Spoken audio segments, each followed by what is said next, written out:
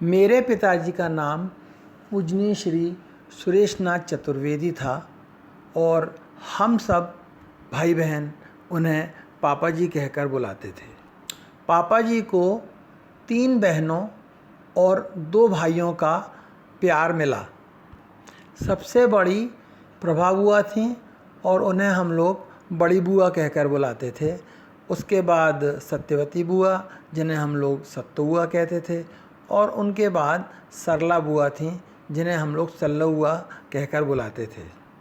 भाइयों में सतीश चाचा थे, जिनका एक दुर्घटना में निधन हो गया था कम उम्र में ही।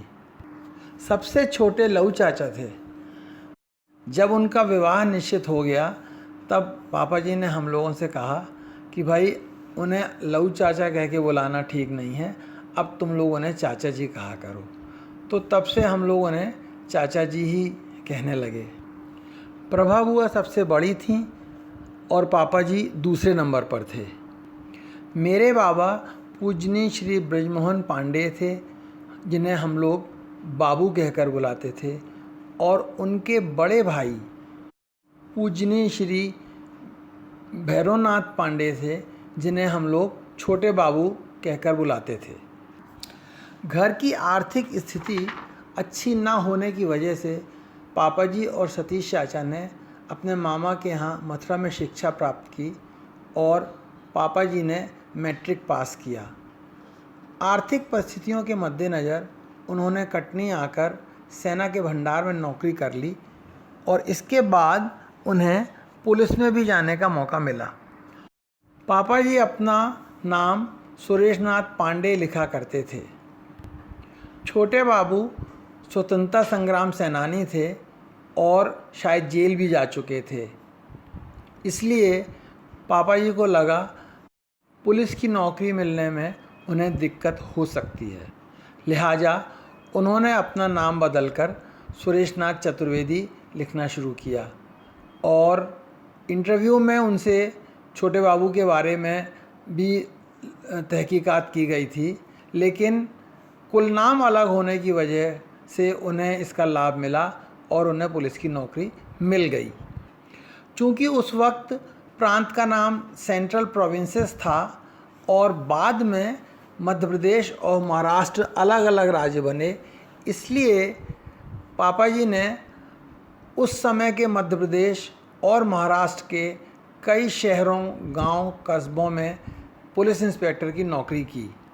यही वजह है कि मेरी बड़ी बहन रीता जी का जन्म रामटेक महाराष्ट्र में और मेरा जन्म काटोल महाराष्ट्र में हुआ। मेरा छोटा भाई पप्पू चिरमिरी मध्य प्रदेश और मेरी छोटी बहन रीना कटनी मध्य प्रदेश में पैदा हुई। नौकरी के दौरान मेरे पिताजी का विवाह हो गया। मेरी माँ का नाम श्रीमती कुसुम चतुर्वेदी था और वो घर में उरई वाली के नाम से जानी जाती थी।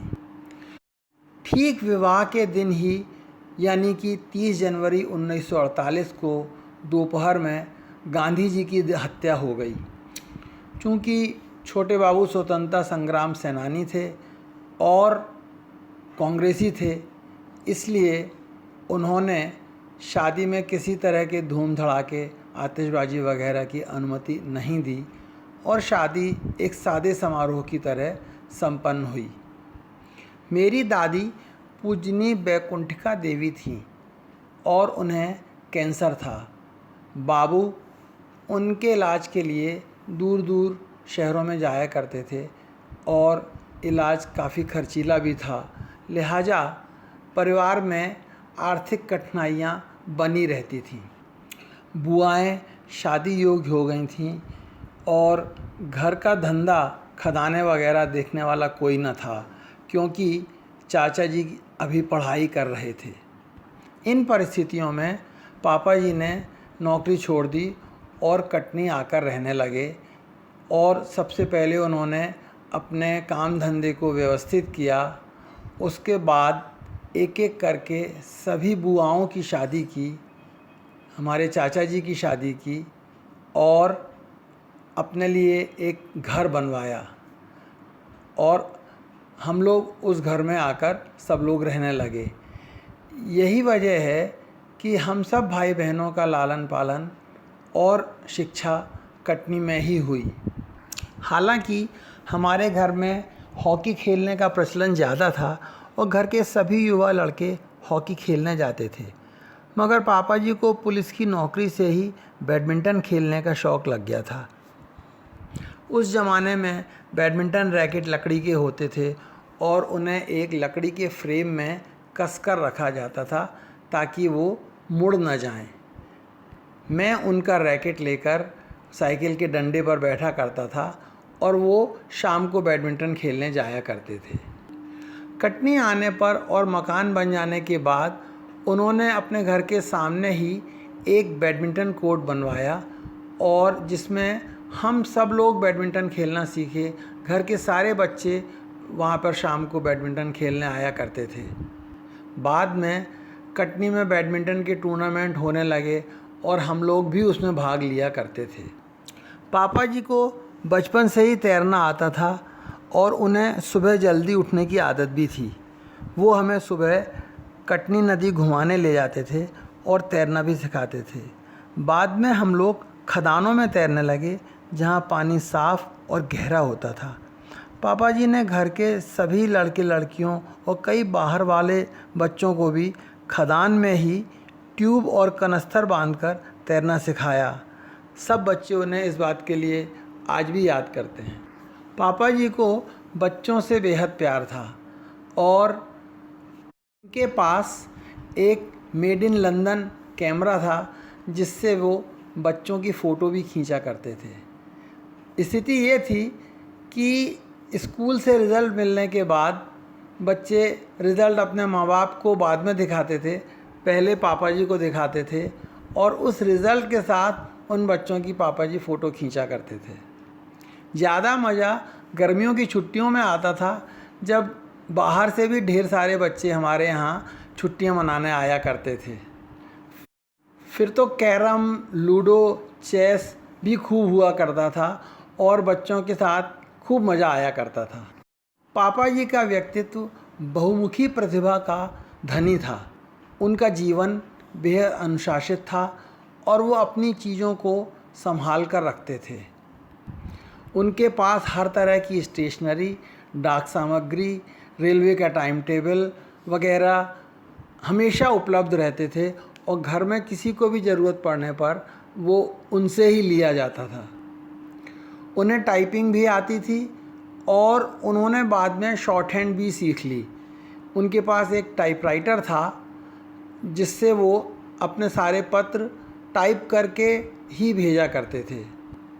बाद में उन्होंने एक हारमोनियम ख़रीदा और हारमोनियम बजाना भी सीखा।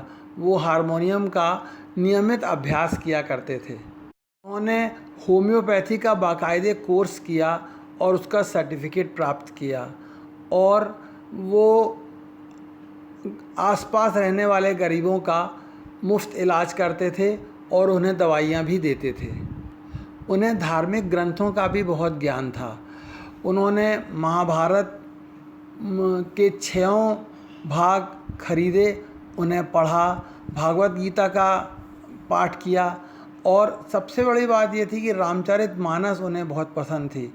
उन्होंने मुझे और हम बच्चों को रामचरितमानस पढ़ने के लिए प्रेरित किया और मैंने बचपन में ही पूरी रामचरितमानस उनके प्रेरणा से ही पढ़ी थी।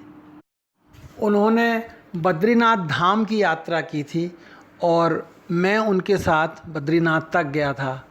हम लोगों ने हरिद्वार और लक्ष्मण झूला, ऋषिकेश वगैरह भी घूमे थे। वो कहते थे कि सीखने की कोई उम्र नहीं है और हर नई चीज़ किसी भी उम्र में सीखी जा सकती है। सन 61 या 62 की बाढ़ में एक कुतिया बहकर हमारे घर आ गई जिसे उन्होंने पाल लिया। उसका नाम उन्होंने मेरी रखा। मेरी से उन्हें बहुत प्यार था और उसके जब बच्चे होते थे तब वो बच्चे एक एक करके सबको बांटा करते थे। तभी से हमारे घर में कुत्ता पालने का प्रचलन हुआ और सभी कुत्तों के नाम मेजर ही रखे जाते थे। ये क्रम आज भी चलता आ रहा है। मेरी का आसपास के इलाके में बहुत टेरर था, क्योंकि वो हफ्ते में 1 या 2 लोगों को ज़रूर काट लेती थी।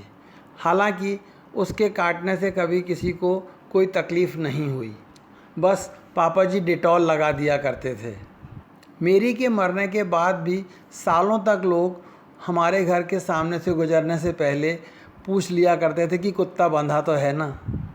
पापा जी खुले विचारों के थे और गंदे तावीज़ वगैरह बांधने से उन्हें सख्त नफ़रत थी। वो पर्दा प्रथा को भी गलत मानते थे।